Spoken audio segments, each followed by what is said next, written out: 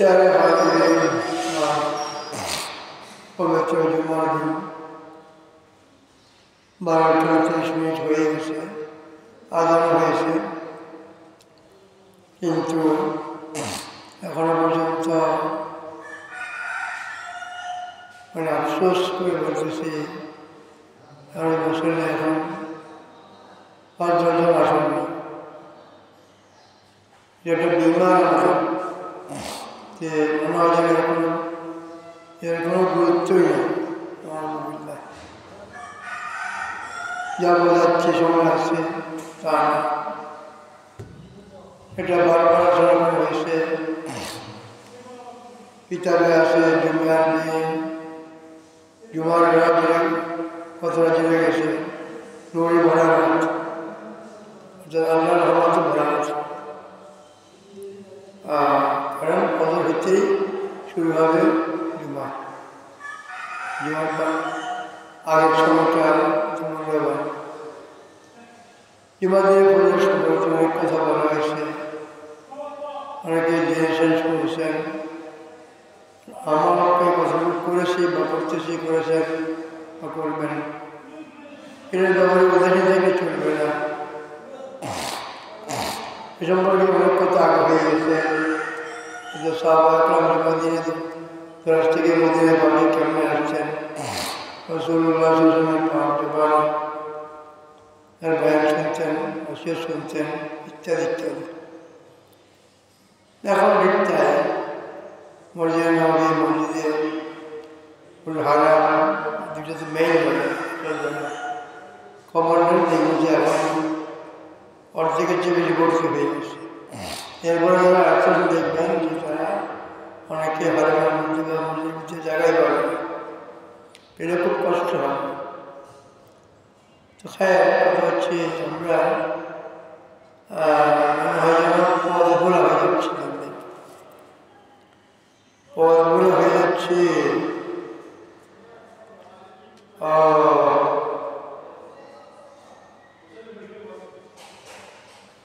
আমি আগে বলেছি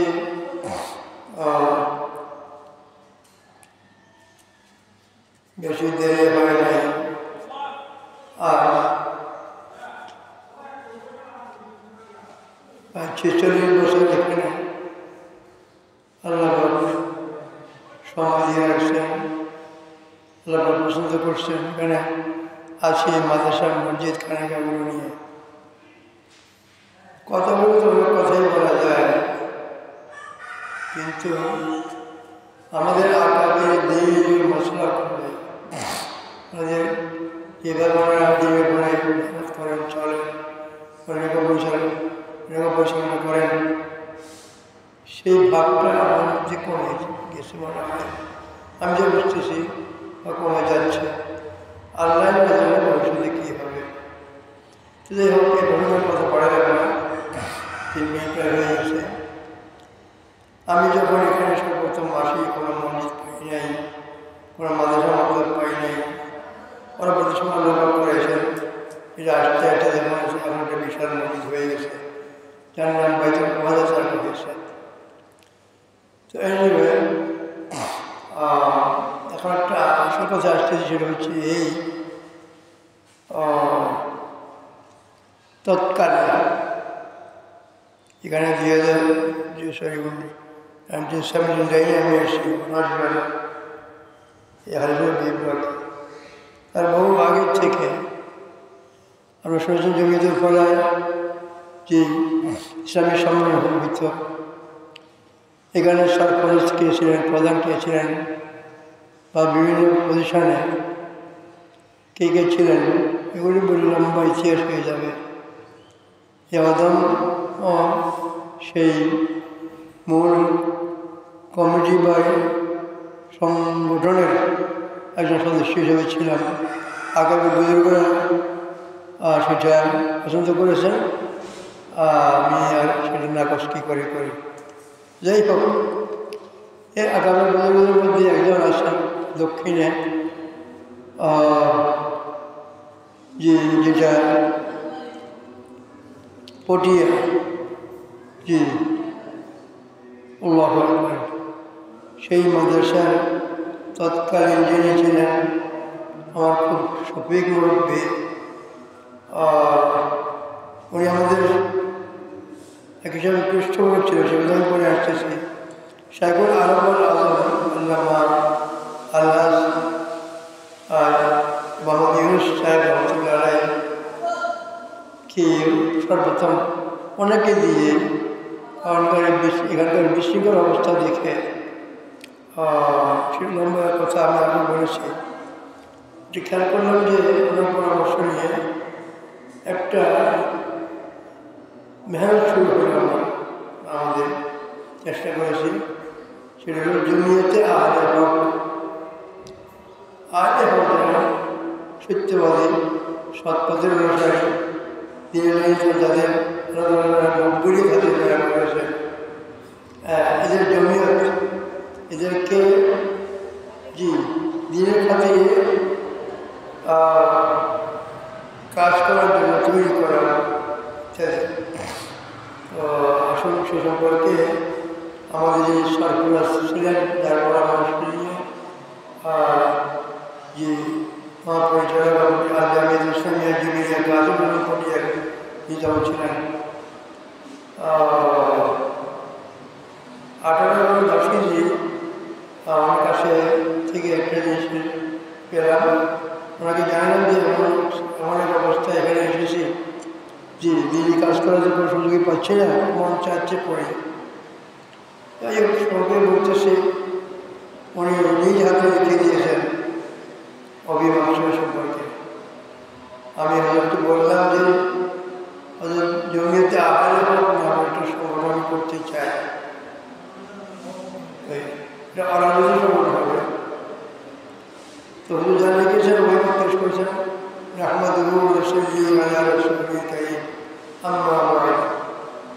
আলহামদুলিল্লাহ জমিতে আহলে হক নামক এই ধর্মীয় অরাজনৈতিক সংগঠনটি বিগত 1 নভেম্বর 1979 হতে দেশবাসীর পরামর্শে বিভিন্ন কর্মসূচি বাস্তবায়নের মাধ্যমে সুষ্ঠু দিনী খেদমত আঞ্জাম দিতেছে জানিয়ে সত্যি খুশি হলাম। এটা রেহাসা মহোদয় লিখেছেন। লেখাটা এখানে ছোট্ট একটা জমিতে 10 কথা, ছোট্ট একটা বই বা ছোট হিসাবে এসেছিলাম, সেটি এখন করতেছি। উনি বলতেছে দোয়া করে আমরা তারা জমিয়তের ভারতকে কবুল করিয়া সারা দেশের তথা বিশ্বব্যাপী দিন হক কায়ম উত্তরোত্তর জমিয়তের ভারতের তরফে দান করেন। আমি বিএতে মোহাম্মদ ইউনুস মহাপরিচালক আর জাতীয় ইসলামিয়া জমিয়া কাজী পটিয়া, চট্টগ্রাম, বাংলাদেশ। ওই তারিখটা ছিল যেগুলিটা লিখে দিয়েছেন 18/11/10। আসলে আমার জমিয়তে জমিয়ত কি এবং কি এই সময় আলোচনা করবো আমরা। জমিয়ত কি এবং কেন? বিগত প্রায় বছর দিনের আগে তখনকার কথা, এক অবস্থা সারা বিশ্বের মানব জাতির অবর্ণনীয় দুর্দশার কথা চিন্তা করে, বিশেষ করে এই জন্মভূমি বিভিন্ন এলাকা সফর করার পর এই বিষয়ে বিশেষ চিন্তাযুক্ত হই এবং হামেশা সারা বিশ্বের মানুষের কল্যাণের বিষয়ে চিন্তা ফিকির করতে থাকি। নিজের সঙ্গী সাথীও বিভিন্ন ওলামায়ের সাথে পরামর্শ করতে থাকি। এক পর্যায়ে বাংলাদেশ জমিয়তে আহলে হক নামক সংগঠনটির আত্মপ্রকাশ হয় বিগত 1 নভেম্বর 1990 সালে। তারপর সীমিত হলেও এক নিষ্ঠার সাথে জমিয়তের কাজ এই যাবৎ চলে আসে, যা বিশেষ উল্লেখযোগ্য। বর্তমানে জমিয়তের গ্রহণযোগ্যতা দিন দিন বৃদ্ধি পাচ্ছে বলে দেখা যায়। তাই কাজটাকে কীভাবে সারা বিশ্বের মানুষের কাছে পৌঁছে দেওয়া হয়ে যায় সে চিন্তা বিবেক আমাদের প্রায় চিন্তা মুক্ত রাখতে পারে। এমন অবস্থায় এই মকবুল সময় আমি আল্লাহ দরবারে জমিয়তের মুরব্বিদের জন্য দোয়া করে কলম হাতে নিয়ে তিনি যে আমার দিলে কিছু কথা ঢেলে দিয়েছেন তার লেখার জন্য জরুরত প্রভাব করছে। এই উদ্দেশ্যে আমার লিখন 2 নম্বরের কথা হচ্ছে জমিয়ত বলতে কী বোঝানো হচ্ছে এখানে? কিন্তু আরও 3 মাস আগে ছিল আমাদের বুঝেন আমাদের বিল্লাহ বিসমিল্লাহ واعتصموا بحبل الله جميعا পরিষ্কার বলছেন না واعتصموا بحبل الله جميعا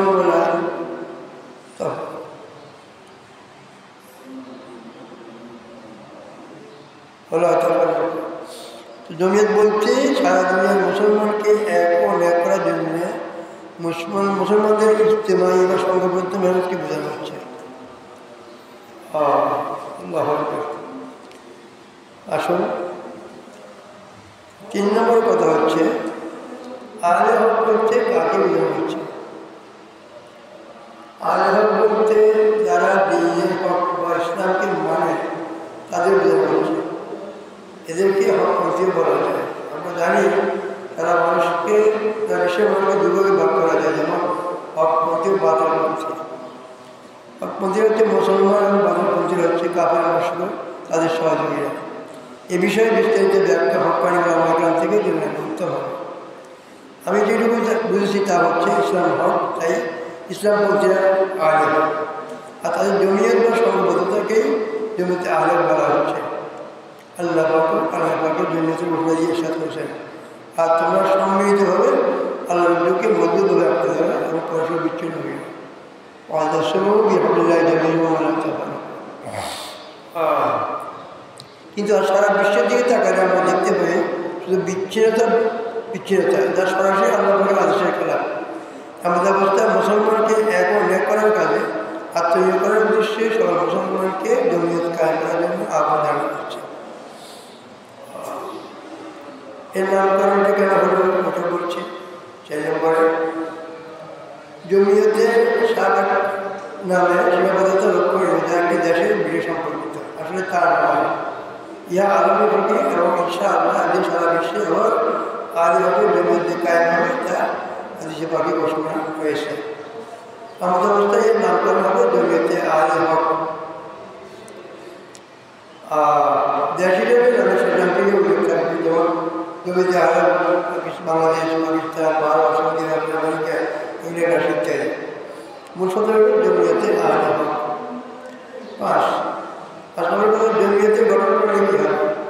বর্তমানে প্রচলিত সাংগঠনিক প্রক্রিয়া বরাবর আশাপ্রদ নয়, আমার মতে এর সুন্দরসম্মত নয়। তাই বর্তমান সাংগঠনিক প্রক্রিয়া স্থগিত রেখে প্রত্যেক মহল্লা, এলাকা, শহর, জেলা বিভাগ দেশের জন্য একজনকে জমিয়তে আমির পরামর্শের মাধ্যমে ঠিক করা হবে।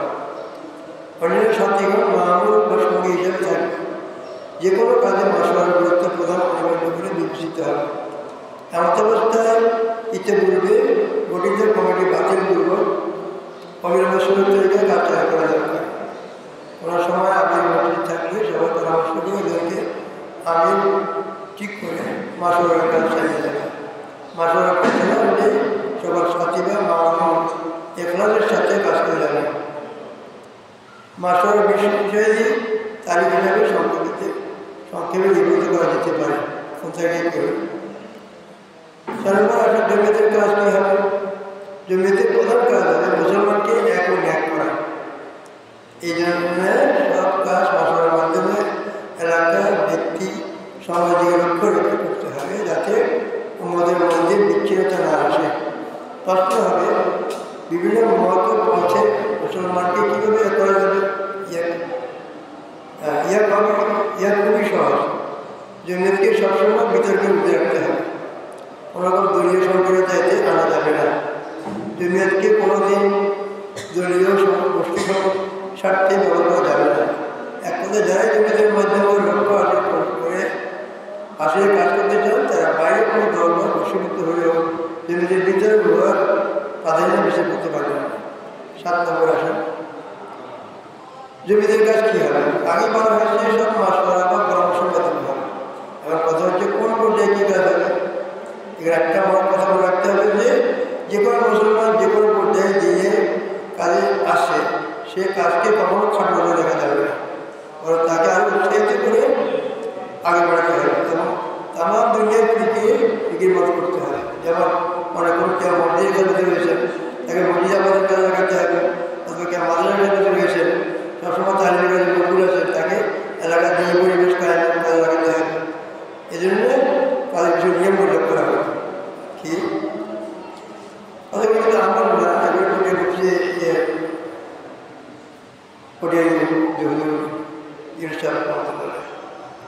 সাপ্তাহিক মশলা, সপ্তাহে একটি দিন মানুষের মুনাসিব সময় একটা মানুষের এলাকার মধ্যে বসে তাদেরকে এই পরামর্শ করা হবে যে নামাজের পর মশলা হবে সে নামাজের শেষে দোয়ার আগে একসাথে এভাবে করবে ইনশাআল্লাহ নামাজের পর সারা দিয়ে মুসলমানকে দেখা করতে পারে এ সম্পর্কে বিশেষ মশলা বা পরামর্শ করা হবে। সকালে শরীর খুবই ভালো হয় অথবা ইনশাআল্লাহ নামাজের পর কিংবা দোয়ার পর জমিতে মশলা হবে সকলে বলবেন বোধ পাওয়া যাবে।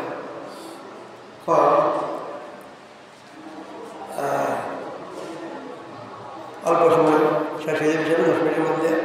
মাসোয়ারার বিষয় কী হবে? পরামর্শ বিষয় মাসোয়ারার কথা তো এলাকার হার সম্পর্কে আলোচনা হবে।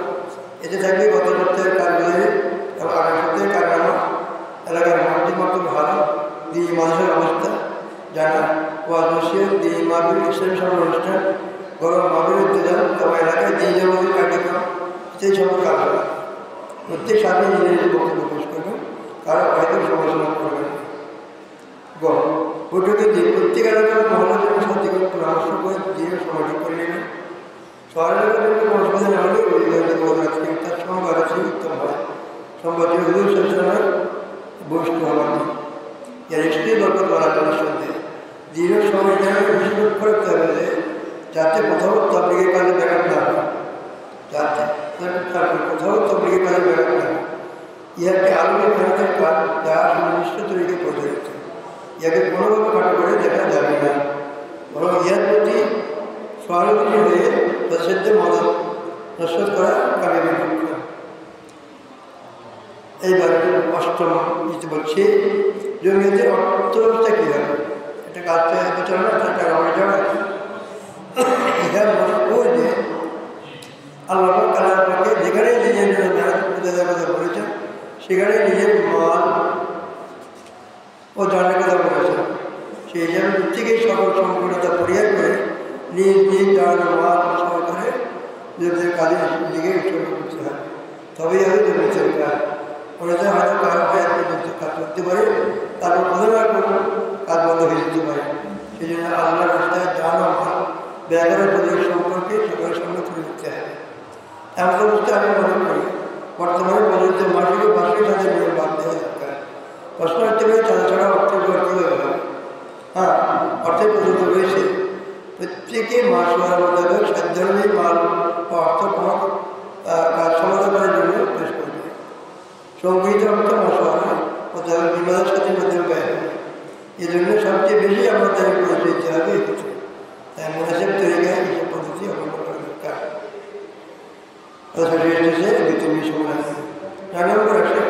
অন্য কোনো শিক্ষার মেয়াদকে জমিয়ত কীভাবে মূল্যায়ন করবে? জমিয়ত মনে করে সমস্ত আলমকে মুসলমানকে এক করার পরে তাদের মেয়াদ হচ্ছে দাওয়াত তাবলীগ। জমিয়ত মনে করে যে সমস্ত আলম মুসলমানকে সারাদিনে এক করার পরে তাদের মেয়াদ হচ্ছে দাওয়াত তাবলীগ। অথবা স্থান ভেদে অন্যান্য মেয়াদ মাদ্রাসা খানিকা ওয়াসিয়াত দিয়ে কি যাবে ইত্যাদি প্রস্তুত হাজারের মেয়াদে এই কয়েকটি তরিকায় আসে। তাই জমিয়ত যে কোনো শিক্ষিরা মেয়াদকে সবসময় ইস্তেকবাল করবে। অবশ্য মাসালাগত দিক অকারিউল্লাহ একটা মুক্ত আর কিছু কথা হিসেবে ভীতি বলছে। 10 নম্বর আসেন শেষ কথা, জমিয়ত কৃষি দাওয়াত দেবে মূলত কোরআন হাদিস তথা ইসলামের 7 কথা 3টি। ইসলামের মূল বিষয়টি 3টা, তাওহীদ, রিসালাত, আখিরাত। তাওহীদ, রিসালাত, আখিরাত এই 3 বিষয়কে বোঝানো হয়েছে সব কিছুতে। আকীদার মৌলিক বিষয় এই 3টি, আকীদার মৌলিক বিষয় 3টা, তাওহীদ, রিসালাত, আখিরাত। তাই জমিয়তের সকল কথাবার্তা, বয়ান ও ওয়াজ নসিহতে এই 3টি বিষয় প্রাধান্য পাবে। বয়ান সংক্ষিপ্ত সারগর্ভ হতে হবে।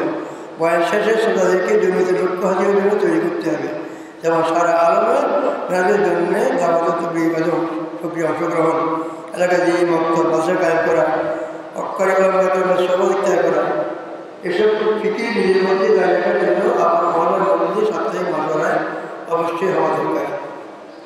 সংক্ষেপে উপর 10টা বিষয় নিয়ে কাজ করা হবে। অক্ষরে আল্লাহ সকলকে কাম করতে হবে দান করেন। আমি ইস্তেকবার করতেছি এই বিষয়টা সম্পূর্ণভাবে জমিদের 10 কথায় এই কথাগুলো শুনলে আরও কিছু অধিক হয়। এগুলো বলি হাইসাব সরাসরি থেকে ইয়ে করা হয়েছে। আমার সাথে খাস সম্পর্ক ছিল, খুব ভালো জায়গায় এসেছিলেন, তো আমাকে দিয়ে যাবো আর পরিষদ যাচ্ছেন শুনছেন। এরা হাতে কত প্রমাণ পরিহার সবার সবার করছেন। তো এটাই হলো কথা।